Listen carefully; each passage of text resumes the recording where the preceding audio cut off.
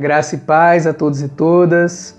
Eu quero nesse dia concluir essa série das bem-aventuranças de Jesus com essa última palavra, esse último ensinamento que está nos versículos 10 e o versículo 11, que diz assim: Bem-aventurados os perseguidos por causa da justiça, porque deles é o reino de Deus. Bem-aventurados serão vocês quando por minha causa os insultarem, os perseguirem e levantarem todo tipo de calúnia contra vocês. Irmãos e irmãs, para nós é quase incompreensível associar a perseguição com felicidade. Na ideologia do mundo, na sociedade de hoje, não tem lógica, porque quem é perseguido não pode jamais ser feliz. Só que esse é um grande paradoxo, porque há uma grande contradição.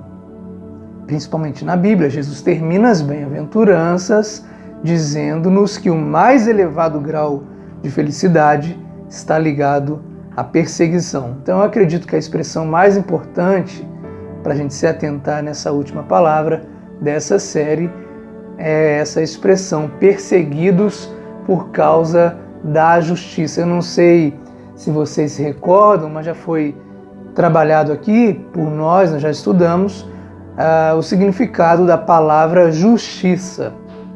Nesse texto não tem a ver com a justiça humana, que a gente sabe que tem as suas devidas falhas, mas essa justiça tem a ver com a justiça divina que Deus nos presenteou através do seu sacrifício na cruz do Calvário. Ou seja, nós éramos um amontoado de pessoas condenadas ao inferno, mas através de Jesus Cristo podemos celebrar o processo dessa justificação que Ele fez em nós. Em resumo, quando Deus olha para nós, Ele nos enxerga hoje, Ele não enxerga mais os nossos pecados, mas o sangue dele, o sangue de Jesus, na verdade, nos purifica de todo pecado. Por isso nós temos que ter a consciência de constantemente pedirmos perdão pelos nossos pecados por causa de Jesus Cristo. E um dos versículos mais incríveis da Bíblia, que dá base para isso, encontra-se em 1 João, capítulo 1, versículos de 8 a 9, que diz: Se dissemos que não temos pecado, enganamos a nós mesmos, e a verdade não está em nós. Mas se confessarmos os nossos pecados, o Senhor, Ele é fiel, é justo para perdoar os nossos pecados e nos purificar de toda injustiça. Quando lemos então que bem-aventurados são os perseguidos por causa da justiça, porque deles é o reino de Deus, significa que mais que felizes são as pessoas que sofrem qualquer tipo de sacrifício para permanecerem dentro da vontade de Jesus, porque a essas pessoas pertence o reino de Deus hoje e eternamente. Pegando esse texto e trazendo para os nossos dias, desde que o mundo é mundo, o diabo levanta pessoas para desestabilizar a vida daqueles que desejam amar a Deus acima de todas as coisas. Seja através do dinheiro impróprio, seja através da mulher alheia, seja através dos holofotes do mundo, do poder desse mundo e de muitas outras coisas. A função primeira de Satanás é usar pessoas para perseguirem homens e mulheres lavadas e remidas pelo sangue de Jesus e fazer essas pessoas se esquecerem da nova identidade que Cristo estabeleceu para elas. Satanás, ele não é um ser passivo, que de vez em nunca vai tentar mexer com todos nós. Pelo contrário, ele sempre está aí tentando nos desestabilizar, usando pessoas com coisas para nos perseguirem. Não é à toa que Pedro vai dizer lá em uma das suas cartas, 1 Pedro capítulo 5, versículo de 8 a 9, vem dizer a respeito de Satanás: estejam alertas e vigiem, porque o diabo, o inimigo de vocês, anda ao derredor como um leão, rugindo e procurando a quem possa devorar. Mas ele aconselha: resistam-lhe, permanecendo firmes na fé, sabendo que os irmãos que vocês têm em todo o mundo estão passando pelos mesmos sofrimentos. O diabo, deixa eu dizer para você, ele não tem poder de empurrar a goela abaixo um prato dele para todos nós. Mas ele é muito criativo, ele tem poder, ele é muito ousado e ele tem essa ousadia suficiente para oferecer em todo e qualquer momento o seu cardápio maligno. E muitos aceitam esse cardápio e degustam essa comida. Agora leiam o que Pedro fala na continuação daqueles que se sentirem mais que felizes por causa de qualquer tipo de perseguição. Olha o que Pedro diz.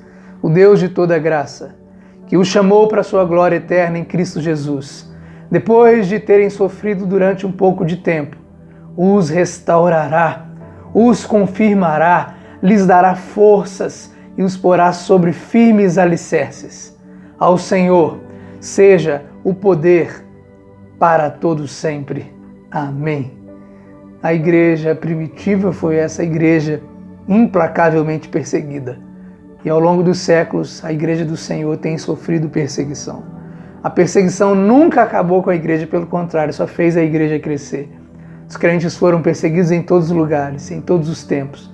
Mas a igreja continuou e continua até hoje, apesar das dificuldades que encontra.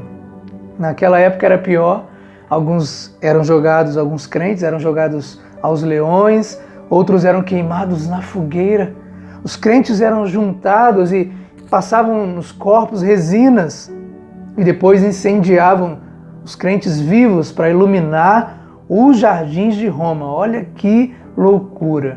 Alguns crentes eram enrolados em peles de animais para os cães de caça morderem.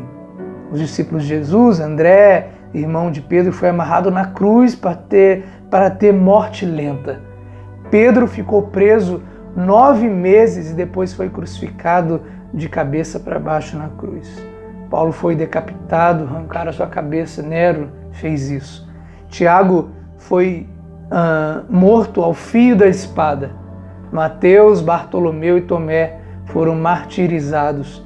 João foi levado para uma ilha chamada Patmos. Então a gente percebe que a perseguição no versículo 10 é generalizada, enquanto que no versículo 11 ela é personalizada. Bem-aventurados são vocês que por minha causa sofrerem todo tipo de perseguição. Ambos os versículos, o 10 e o 11, falam do mesmo grupo. Quem são? São os mesmos que estão nos versículos 3 e 9. Os humildes, os que choram, na verdade dos versículos 3 a 9. Os humildes, os que choram, os mansos, os que têm fome, os que têm sede de justiça, os misericordiosos, os limpos de coração, os pacificadores. A minha oração é para você que nunca sofreu nenhum tipo de perseguição por conta de ser cristão. Se você nunca sofreu, alguma coisa está errada com você. O fundador da nossa igreja, John Wesley, era muito corajoso e quando ele passava um dia sem ser perseguido, ele falava: Senhor, o que está de errado comigo? Não estão me perseguindo por tua causa. A minha oração é para você que está achando muito legal essa coisa de não ser perseguido. Alguma coisa está errada. Abra os teus olhos, porque quem é cristão de verdade sofre perseguição. E você que sofre, está muito preocupado com isso, você é mais que feliz, acalma teu coração. A minha oração é para você que tem sofrido também todo tipo de retaliação, porque se posiciona como um verdadeiro cristão ou cristã.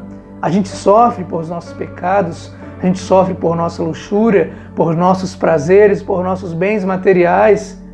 Por que então não podemos sofrer pela causa de Jesus ou por Jesus? Se um homem é capaz de sofrer pelos seus pecados que o levam à morte, não deveríamos nós sofrer por Jesus que nos deu a vida?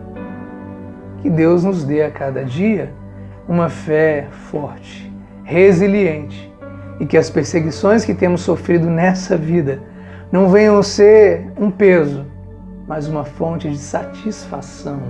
Assim como um dia Paulo escreveu para os Coríntios, no capítulo 4, versículo 16. Por isso não desanimamos. Embora por fora estejamos a desgastar-nos, por dentro estamos sendo renovados dia após dia, porque os nossos sofrimentos leves e momentâneos estão produzindo para nós uma glória eterna que pesa mais do que todos eles. Assim, fixamos os nossos olhos, não naquilo que se vê, mas naquilo que não se vê, porque o que se vê é passageiro, mas o que não se vê é eterno. Quero terminar resumindo as bem-aventuranças dos 8 encontros que a gente estudou. Mas que felizes são as pessoas que vivem pedindo ajudas espirituais, porque delas é o reino dos céus. Mas que felizes são as pessoas que reconhecem sua natureza pecaminosa e choram por isso, porque serão consoladas. Mas que felizes são vocês, que mesmo nessa vida não venham a ter um lote sequer de terra, mas se tiverem a maturidade, se manterem mansos e humildes, já existe um lote eterno, um pedacinho de terra reservado para todos vocês. Mas que felizes são aqueles que nunca perdem o apetite pela justiça salvadora de Deus, porque no futuro receberão o melhor dos alimentos que Ele pode colocar à mesa, a sua graça eterna. Mas que felizes são aqueles que não condenam o culpado, porque são coerentes e sabem da liberdade eterna de misericórdia e da graça que terão. Mas que felizes são as pessoas que se conservam intimamente saudáveis a cada dia, porque a recompensa eterna será a contemplação da face do Senhor. Mas que felizes são aqueles que nessa vida promovem a paz e não deixam legados de guerra, porque na eternidade serão finalmente conhecidos como filhos de um Deus que ama.